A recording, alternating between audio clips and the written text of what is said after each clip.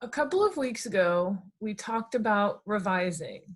Revising, remember, is big ideas, thinking about how you can make your paper stronger, focusing on those big ideas. Think global more than local. This video is going to be on editing and proofreading strategies, which are not revising. Instead, come after you've focused on your big ideas. Most of this information comes from the reading, editing that you were assigned to read for this class session. The first step is to do substantive editing. What you're doing here is you are looking closely at the content, organization, and design of your paper. First, you need to determine whether you have enough information, or maybe you have too much. You should have enough information to support your claim and explain your ideas to your reader. Some things that you can look for in this particular area are your thesis statement and main claim. Do they describe what you are trying to achieve in your paper? Are the claims in your body paragraphs expressed completely and accurately? And if not, could you express them in a more prominent, precise, or compelling way?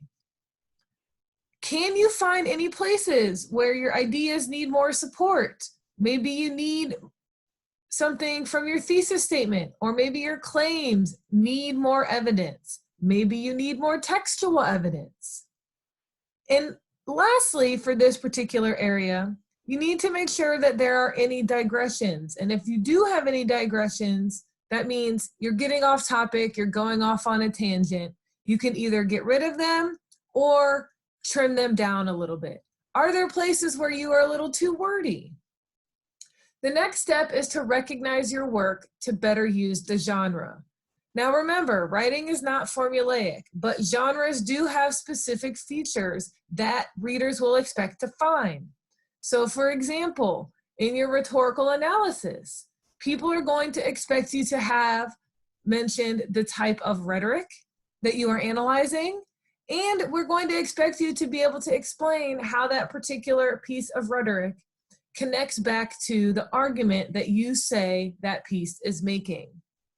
You need to make sure that you have all of the sections that are there. You need to make sure that you have an introduction that hooks your readers, introduces them to the topic, and has a thesis statement. You also need to make sure that your main ideas are prominent. If they aren't standing out, you need to make sure that they do. Make sure your conclusion does what your conclusion is supposed to do.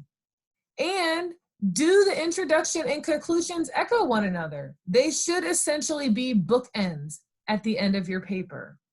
You can also look for ways to improve the design.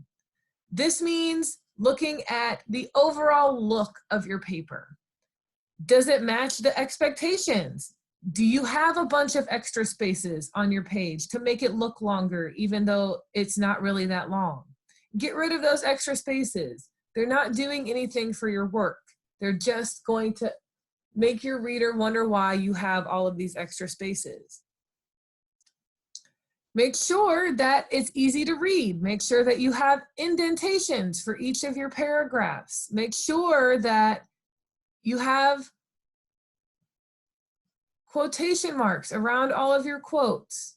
Make sure that the margins are all the same, right? Now, you need to ask yourself, can I get somebody else to read your work? You need to think about, are your readers going to be able to understand your content, your organization, and your design? So always ask somebody else to read it. Editing is not worrying about grammatical or typographical errors. That comes later when we do proofreading. With copy editing, this is the next step. After you've done the substantive editing, then you move to copy editing. This is where you focus on, excuse me, your flow, making your ideas clear, concise, consistent, and correct. What you're going to want to do here is look at your title. Does your title grab your reader's attention? Is it appropriate to your paper? Does the title match what you're talking about? If you have any headings, they should easily help your readers grasp your ideas. You also are going to want to edit your paragraphs to make them more concise and consistent. Do each of your paragraphs have transitions? Do that connect to the previous paragraph? Is each paragraph unified? That means, does it only talk about one particular topic, and does it seem to stay consistent to that topic? Does your paragraph flow logically from the one that comes before it? If not, you might need to do a little reorganization. If the paragraph is too long or complex, would it benefit from a point sentence at the end that restates the overall point? So if you have long paragraphs and you're worried about your readers losing interest, restate what your paragraph is about. You can also make sure to revise your sentences to make them clearer. That means you need to think about, are the subjects easy to locate? Do they come early in your sentence? Do the verbs express the action? So are they active verbs instead of passive verbs? Can you eliminate any unnecessary prepositional phrases? Are your sentences breathing length? That means you give your readers a chance to breathe, to think. And then you're going to want to make sure that you revise your sentences to make them more descriptive. Make sure they have vivid detail. Make sure that there are analogies or metaphors or similes that people could use to visualize what you're talking about.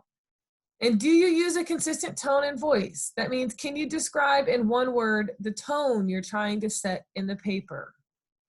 After you've done copy editing, then comes proofreading. With proofreading, you're going to want to check for your grammatical and typographical errors. This is where you can read your paper out loud. It slows you down. You catch things that your eyes would automatically fix for you. Try reading your draft backwards. Again, this will stop your eyes from fixing things because you're not focused on the content. Instead, you're focused on the words. Print it out and read a printed copy. It's a lot easier to notice things when they're printed than when they're on a computer screen. Know what your grammatical weaknesses are. Do you know you have issues with commas? Look up comma rules. Do you know that you have an issue with using passive voice instead of active voice? Figure out ways that you can revise that. And the most obvious one here is to use your spell checker and grammar checker. That means use those red and blue squiggly lines under your words. They're there for a reason. You can use programs like Grammarly to check for these things, but you also have to recognize that you have to be smarter than the program, that not every suggestion they make is the right way to go. You have to decide for yourself if those suggestions make sense for your writing. These are all things that you should do before you turn in your final draft of your paper.